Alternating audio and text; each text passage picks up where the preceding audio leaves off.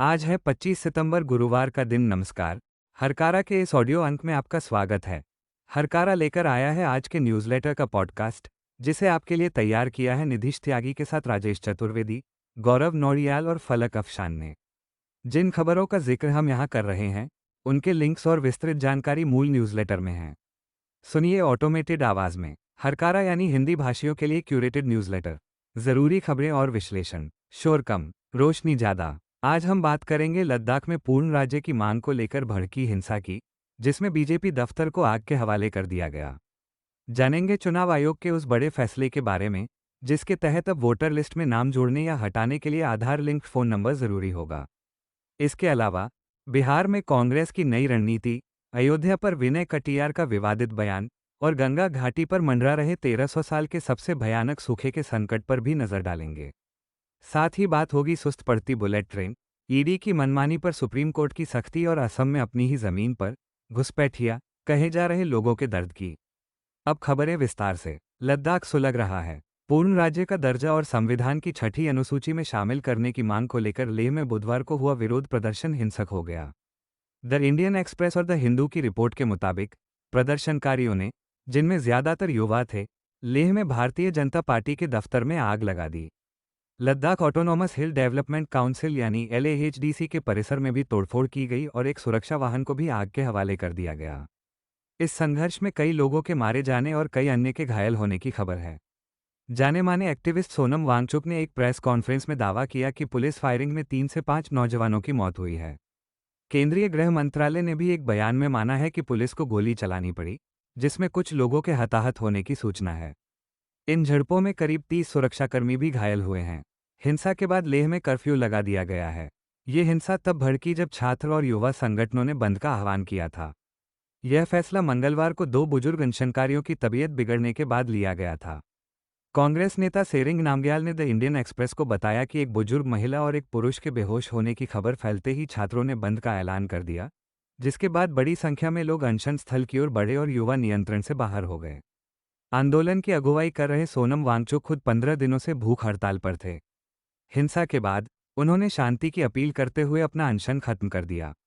उन्होंने एक्स पर पोस्ट किया, लेह में बहुत दुखद घटनाएं, शांतिपूर्ण रास्ते का मेरा संदेश आज विफल हो गया। मैं युवाओं से अपील करता हूं कि कृपया इस बकवास को बंद करें। ये केवल हमारे उद्देश्य को नुकसान पहुंचाता है। दूसरी तरफ केंद्रीय गृह मंत्रालय ने हिंसा के लिए सोनम वांगचुक के भड़काऊ बयानों को जिम्मेदार ठहराया है। मंत्रालय ने कहा कि सरकार लेह एपेक्स बॉडी और कारगिल डेमोक्रेटिक अलायंस के साथ बातचीत कर रही थी, लेकिन वांगचुक के उकसावे पर भीड़ हिंसक हो गई। आपको बता दें कि यह विरोध प्रदर्शन 2019 में अनुच्छेद 370 हटने और जम्मू कश्मीर के बंटवारे के बाद से ही चल रहा है। लद्दाख को बिना विधानसभा वाला केंद्र शासित प्रदेश बनाए जाने से वहां के लोगों में अपनी जमीन, संस्कृति और पहचान को लेकर चिंताएं बढ़ गई हैं। लोकसभा में विपक्ष के नेता राहुल गांधी ने हाल ही में आरोप लगाया था कि कर्नाटक और महाराष्ट्र में एक सॉफ्टवेयर के जरिए वोटर लिस्ट में गलत तरीके से नाम जोड़े और हटाए जा रहे हैं। इन आरोपों के एक हफ्ते से भी कम समय में भारतीय चुनाव आयोग ने अपने ECI नेट पोर्टल और ऐप पर एक नई ई-साइन सुविधा शुरू कर दी है। द इंडियन एक्सप्रेस की रिपोर्ट के अनुसार इस नई सुविधा के तहत वोटर लिस्ट में नाम जोड़ने या हटाने के लिए आधार लिंक्ड फ़ोन नंबर का इस्तेमाल ज़रूरी होगा। अब फॉर्म 6 यानी नए वोटर रजिस्ट्रेशन या फॉर्म 7 यानी नाम हटाने की अर्जी देने वाले किसी भी आवेदक को ई-साइन देना होगा। इसके लिए ये पक्का करना होगा कि वोटर कार्ड पर दिया गया नाम आधार कार्ड से मेल खाता हो और फ़ोन नंबर भी वही हो जो आधार से जुड़ा है। राहुल गांधी ने 18 सितंबर को आरोप लगाया था कि कर्नाटक के आलंद विधानसभा क्षेत्र में करीब 6018 वोट बाहर के मोबाइल नंबरों का इस्तेमाल करके हटा दिए गए थे।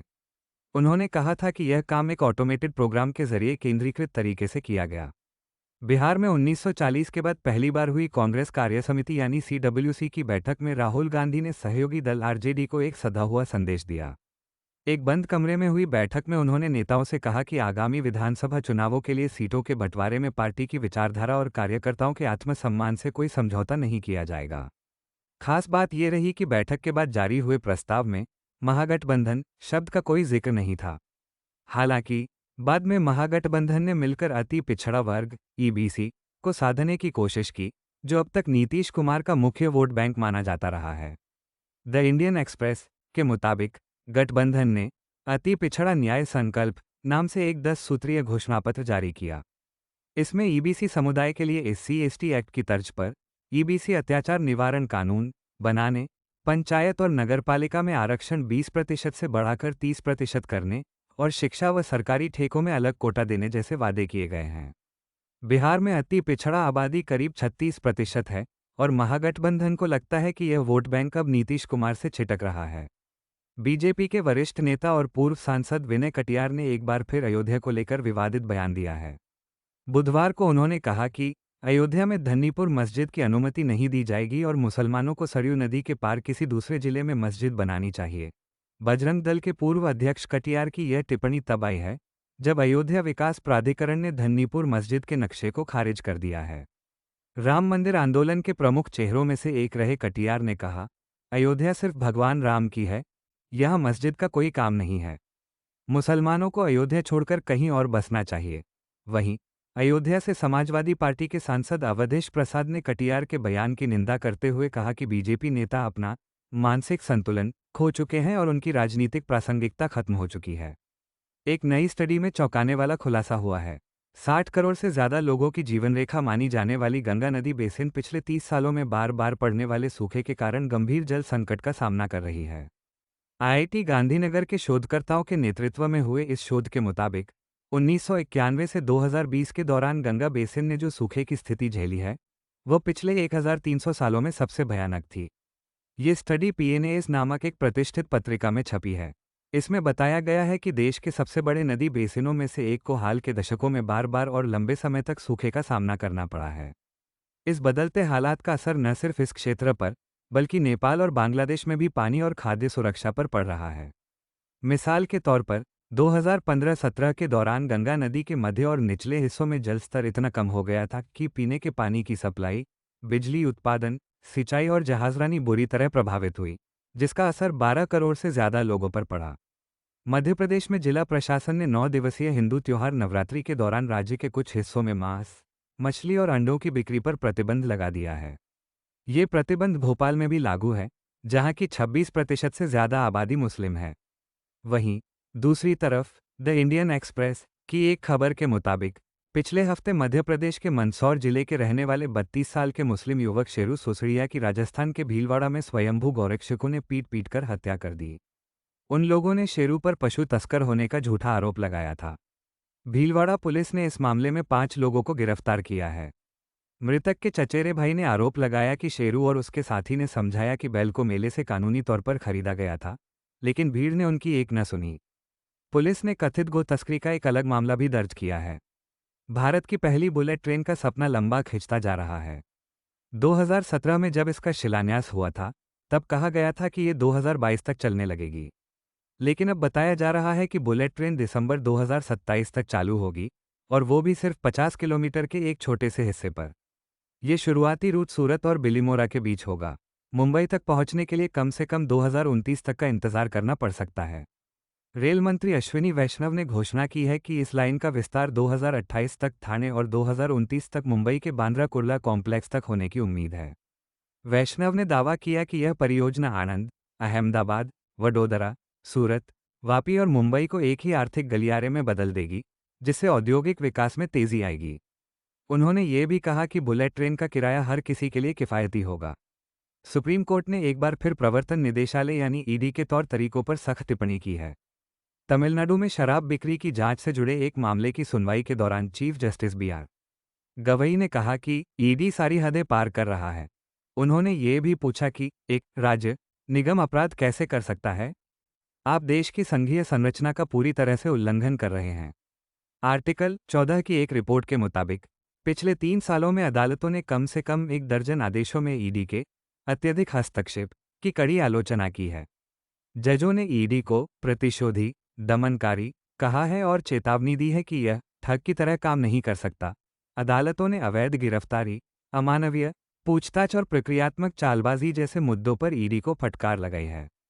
सुप्रीम कोर्ट ने यहां तक कहा है कि ईडी ने प्रक्रिया को ही सजा बना दिया है। 14 सितंबर को प्रधानमंत्री नरेंद्र मोदी ने असम के मुख्यमंत्री हेमंत बिस्वा शर्मा की तारीफ करते हुए कहा था कि उन्होंने घुसपैठियों से लाखों बीघा जमीन मुक्त कराई है।